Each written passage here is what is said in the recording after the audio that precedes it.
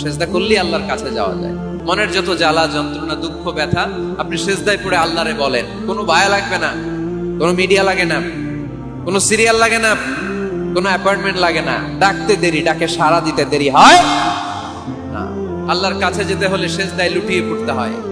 সুনানে তিরমিজির বর্ণনায় আল্লাহর হাবিব সাল্লাল্লাহু আলাইহি ওয়াসাল্লাম বললেন, হাদিসে কুদসি, কিয়ামতের দিন বান্দার যখন ফরজে ঘাটতি হবে, আল্লাহ পাক বলবেন, উনজুরু হাল্লি আবদি মিন তাতাওয়ু, ও ফেরেশতারা দেখো তো আমার বান্দা নফল করছে কিনা। ফরজে যেহেতু তার ঘাটতি, দেখো তো আমার বান্দার কোনো নফল ইবাদত আছে কিনা। ফেরেশতারা বলবে আছে।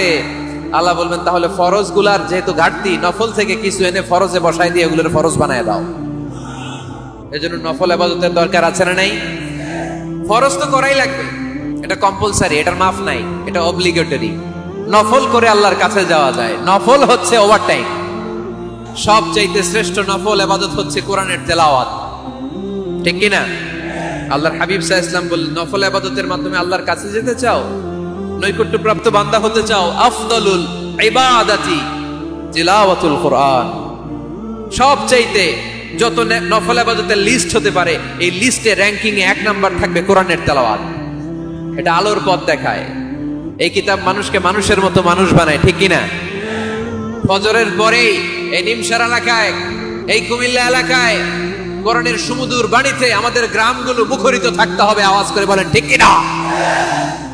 একটা সময় ছিল আমার বাংলার ৬৮,০০০ গ্রাম থেকে ফজরের পর কোরআনের ধ্বনি শোনা যেত। ৬৮,০০০ গ্রাম থেকে, মক্তবগুলো থেকে আল্লাহর বাণী শোনা যেত। কিন্তু এখন নানা ষড়যন্ত্রের কবলে পড়ে আমাদের মক্তব বন্ধ হচ্ছে, আমাদের কোরআন তেলাওয়াত থেমে যাচ্ছে। কোরআনের তেলাওয়াত কশিনকালেও থামায় দেওয়া যাবে না। চিল্লায় বলেন, ঠিক কি না? তাহলে কোরআন তেলাওয়াত করব। ২ নাম্বার, তাহাজ্জুদের সালাত করব।